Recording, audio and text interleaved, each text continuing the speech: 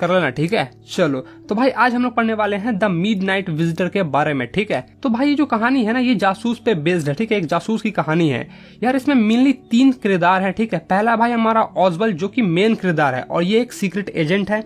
दूसरा है भाई हमारा फाउलर, ठीक है, जो कि एक राइटर है और वो कुछ चटपटा सा लिखने आया है, जैसे कि यार गोली वोली छूटेगी तो उसके बारे में कुछ रोमांचक लिखने आया है, ठीक है।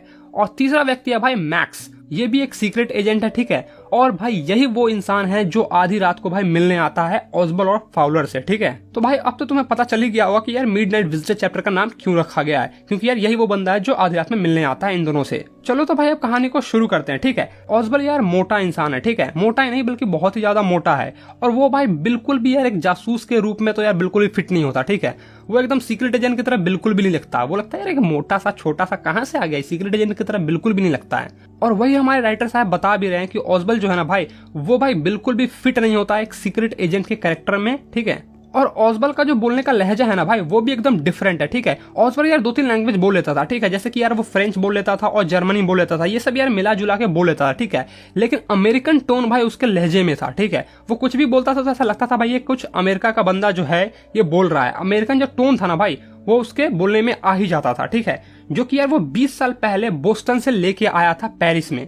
यार बोस्टन में कहीं उसकी पोस्टिंग रही होगी, कोई मिशन रहा होगा, ठीक है। और वहां पर उसने अमेरिकन लैंग्वेज सीखा होगा, तो वही चीज अब भी उसके साथ रिपीट हो रही है, ठीक है। जैसे कि यार मेरे बोलने के लहजे में भी तुम्हें यार बिहारी स्टाइल वाली फीलिंग आ जाती होगी, बोलती हो हाँ यार ये भी कोई बंदा बिहार का है जो बोल रहा है, ठीक है। जैसे कि क्या है बे ये क्या था बे, हैं कोई ऐसा करता है क्या, ससुर ये क्या कर दिया। तो ये सब जो कुछ बोलने का लहजा है ना भाई, तो तुम्हें इससे पता चल जाता होगा कि हाँ भाई ये बंदा जो है ना बिहार से बिलोंग करता है, ठीक है। तो वैसा ही यार ऑजबल के साथ भी होता था। ऑजबल का जो अमेरिकन टोन था भाई, वो उसके बोलचाल में आ ही जाता था। तो भाई ऑजबल और फाउलर ना यार एक मिशन पे थे, ठीक है। और ऑजबल को यार एक लेटर आने वाला था और वो बहुत ही ज्यादा इंपॉर्टेंट लेटर था, एक बहुत ही ज्यादा इंपॉर्टेंट पत्र था, ठीक है, जो कि भाई ऑजबल को आने वाला था। और भाई वो जो लेटर था ना भाई, वो वेपन्स के बारे में था, ठीक है। जो नई बंदूक आने वाली है, जो कंट्री के लिए भाई सपोर्ट करती है, ठीक है, नए वेपन्स, उसके बारे में था। और वो भाई लीक हो जाता है ना भाई, बहुत भौकाल मच जाता, समझ गए। अगर वो लीक हो जाता तो भाई पूरी आम पब्लिक में भौकाल मच जाती। तो भाई वो लेटर किसी दूसरे के हाथ में न लग जाए और लीक न हो, ठीक है। इसलिए ऑजबल को असाइन किया गया था इस मिशन के लिए, ताकि वो लेटर को लेके आए और सीनियर्स को दे दे। तो यार ऑजबल ना यार इसीलिए इस मिशन पे आया था, ठीक है। और फाउलर जो है भाई वो एक राइटर है, जैसे कि मैंने तुम्हें पहले भी बता दिया है। तो भाई वो कुछ रोमांचक लिखना चाहता था, जैसे कि गोलियों की धां धां चलने की आवाज, मतलब कुछ ऐसा कि एकदम शराब में नशे की गोली मिला दी और पिला दिया, कुछ ऐसा रोमांचक लिखने आया था, ठीक है। क्योंकि यार वो एक सीक्रेट एजेंट के साथ जा रहा था, ठीक है। तो वो सब ये ना एक्सपेक्ट कर रहा था कि हाँ भाई ऐसे ऐसी चीजें होंगी, ठीक है।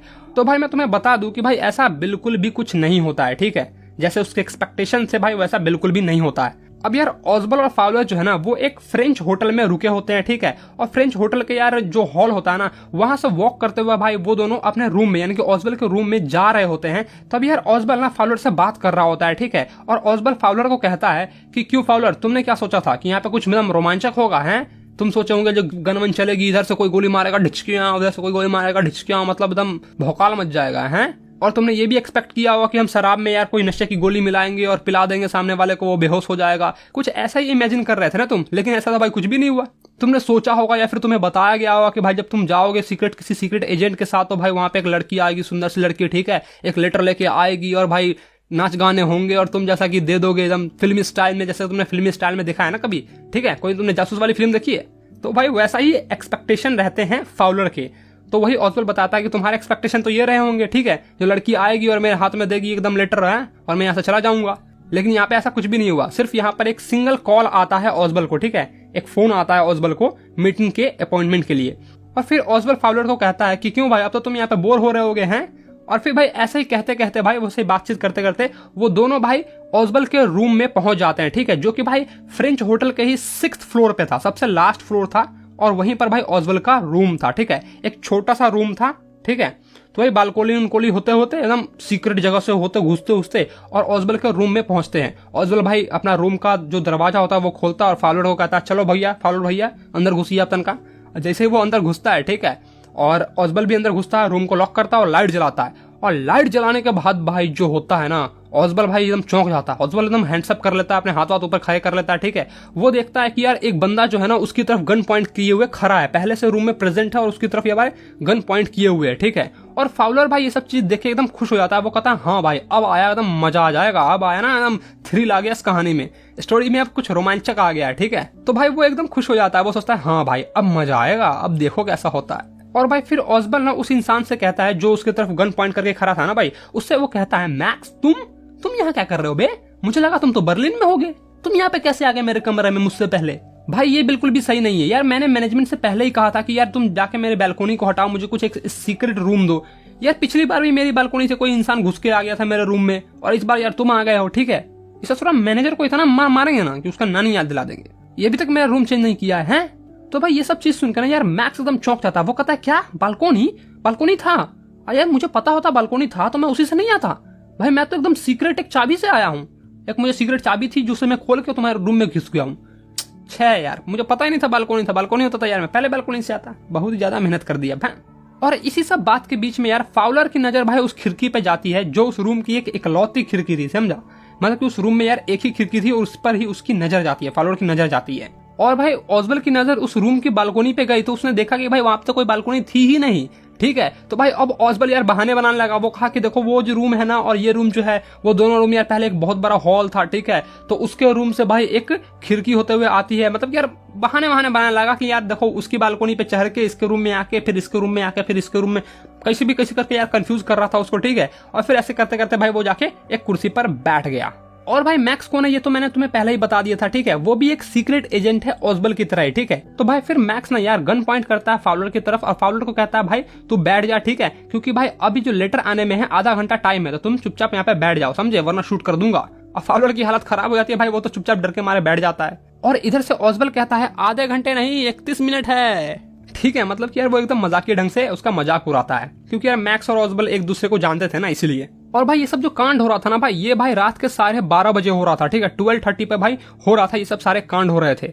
और भाई ऑसबल ना यार बड़ी चालाकी से मैक्स से पूछता है कि मैक्स काश मैं जान पाता कि तुम्हें इस रिपोर्ट की जानकारी कहां से मिली। ठीक है, वो मतलब यार उससे निकलवाना चाहता है इन्फॉर्मेशन कि तुम्हें किसने बताया कि यहाँ पर मैं रिपोर्ट लेने आया हूँ। ठीक है, और भाई मैक्स भी एक सीक्रेट एजेंट है। ठीक है, तो वो भी यार बड़ी चालाकी से पूछता है ऑसबल से, और काश मैं भी ये जान पाता कि तुम्हारे आदमियों को ये रिपोर्ट कहां से मिली। ठीक है, इस रिपोर्ट की इन्फॉर्मेशन तुम्हारे आदमियों के पास कहां से आ गई। भाई दोनों ही एक जासूस है। ठीक है, दोनों के पास भाई बहुत सारा दिमाग है, दोनों ही यार लोमड़ी की तरह शातिर है। और भाई देखने में यार मैक्स ना एकदम लोमड़ी की तरह शातिर दिमाग का और बहुत ही चालाक दिखता था। ठीक है, वहीं पर भाई हमारे ऑसबल भैया जो है ना वो एकदम यार मोटे सांड की तरह दिखते थे, क्योंकि भाई वो तो मोटे थे, लेकिन भाई अंदर से ना यार ऑसबल बहुत ही ज्यादा चालाक इंसान था। ठीक है, और मैक्स यार बहुत ही बकलोल इंसान था। अब क्यों बकलोल था मैं तुम्हें वो बताता हूँ, देखो आगे स्टोरी समझोगे ना, सुनोगे तो तुम सब समझ जाओगे, सुनो आप। और भाई थोड़े ही देर बाद ना यार दरवाजे पे कोई इंसान आके भाई ठकठकाता है दरवाजे को। ठीक है, और यार दरवाजे की ठकठकाहट सुन के भाई फाउलर एकदम भाई चौंक जाता है और भाई वो एकदम खड़ा हो जाता है। ठीक है, उछल पड़ता है अपने सीट से, जहां वो बैठा रहता है ना वहां से उछल पड़ता है भाई वो। और भाई मैक्स की भी हालत खराब हो जाती है। ठीक है, वो कहता है दरवाजे पे कौन है, जल्दी देखो दरवाजे पे कौन है। और भाई ऑसबल बड़ी चालाकी से कहता है पुलिस होगी दरवाजे पे, क्योंकि मैंने पुलिस को इन्फॉर्म कर दिया था। आफ्टर ऑल यार हम लोग इतना बड़ा कोई लेटर लेने आए हैं, बहुत इंपॉर्टेंट लेटर लेने आए हैं, तो यार कम से कम पुलिस को इन्फॉर्म करना तो बनता है ना, ताकि वो आके पूछ ले, मुझसे हालचाल पूछ ले कि सब ठीक ठाक तो है ना, है। और फिर वो मैक्स से कहता है कि मैक्स अब तुम क्या करोगे, अगर मैंने दरवाजा नहीं भी खोला तो भाई किसी भी तरह से वो पुलिस वाले अंदर आ ही जाएंगे। ठीक है, क्योंकि यार दरवाजे पे ताला भी नहीं लगा हुआ है, और वो गोली मारने में बिल्कुल भी हिचकिचाएंगे नहीं, समझे, बिल्कुल भी यार, मतलब कि ये नहीं कहेंगे कि ये इंसान कौन है या फिर वो कौन है, डायरेक्ट गोली मार ही देंगे, शूट कर देंगे तुमको। और भाई ये सब सुन के तो यार मैक्स की हालत और ही ज्यादा खराब हो गई, उसकी भाई एकदम फट के 4 हो गई, उसकी लग गई। और ऑसबल यार उसे और ज्यादा डरा रहा था, वो कहता अब तो मैक्स तुम्हारी लग गई, अब तुम जाओ या ना जाओ तुम्हारी लग गई है, अब तुम गए बेटा, बचोगे नहीं, समझ गए।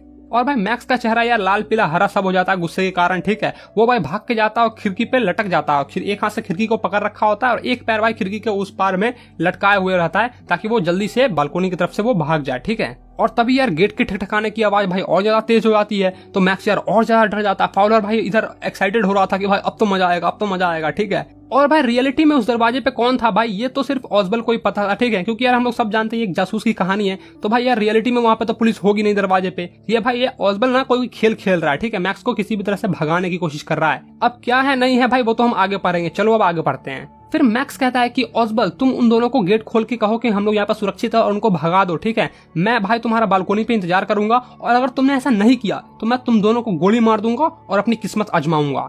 और ऐसा आदेश देते हुए भाई मैक्स जो है ना अपना गन पॉइंट कर लेता है ऑजबल की तरफ में और भाई उस फाउलर की तरफ अपना गन पॉइंट कर देता है। बोलता है अगर नहीं बोले तो शूट कर दूंगा, गोलियां मार दूंगा, उसको मर जाओगे, समझ गए ना, समझे। और थोड़ी देर बाद भाई मैक्स अपना हाथ हटा लेता है खिड़की से, ठीक है, और सीधा बालकोनी पे कूद जाता है। लेकिन भाई हमें और तुम्हें पता है कि भाई वहां तो बालकोनी था ही नहीं, ठीक है, क्योंकि यार ऑजबल ने उसी टाइम देखा था वहां पे बालकोनी नहीं था, तब वो बहाने बना रहा था, ठीक है। तो भाई अब जो है मैक्स सीधा भाई नीचे गिरा होगा पक्का, ठीक है। और इधर भाई ऑजबल गेट खोलता है, ठीक है, तभी यार एक वेटर एंटर करता है, एक वाइन की बोतल लिए हुए और 2 गिलास लिए हुए एंटर करता है और कहता है श्रीमान आपका ये रहा ऑर्डर, जो आपने ऑर्डर प्लेस किया था, जो भी आपने जिसका मुझे आदेश दिया था वो मैं आपको सामने लेके आ गया हूँ, ठीक है, तो बताइए इसे कहाँ रखूं। वो ये सब बोलता है और फिर मेज पर यानी कि जो टेबल रखी होती है वहां पर भाई उस बोतल को और ग्लास को रख देता है, बोतल की ढक्कन खोलता है और वहां पर बोतल को रख के सीधा चुपचाप भाई चला जाता है। और इधर भाई फाउलर जिसकी हालत एकदम खराब हो रखी थी, जिसकी एकदम फटके 4 हो रखी थी भाई, वो सोचा था मजेदार कहानी लिखूंगा, उसकी भी फट गई थी, समझ गए। तो वो एकदम हकलाते हुए कहता है पुलिस थी ना। तो ऑजबल कहता है कि वहां पे कोई पुलिस नहीं थी, ठीक है, वहां पर सिर्फ हेनरी था जिसका मैं इंतजार कर रहा था। तो यार फाउलर पूछता है कि अगर मैक्स वापस आ गया तो ऑजबल फिर से जवाब देता है कि अब वो वापस नहीं आएगा क्योंकि वहां पर कोई बालकोनी था ही नहीं। मतलब कि यार इस स्टोरी को यार एकदम फिल्मी स्टाइल में लिखा गया, ठीक है, एकदम शातिर दिमाग वाले इंसान कैसे यार बिहेव करते हैं, ठीक है, कितनी चालाकी से यार ऑजबल ने कैसे बता दिया मैक्स को कि वहां पर पुलिस है और भाई मैक्स की तो हालत खराब हो गई, वो नीचे गिर पड़ा भाई बेचारा, ठीक है, छज्जे से कूद के। तो क्या मजेदार कहानी थी, मतलब मजा आ गया, समझ गए। अब तुम्हें मजा आया या नहीं आया भाई नीचे तुम कमेंट करो कि हाँ भाई मुझे मजा आ गया यार, क्या कहानी बताई तुमने यार।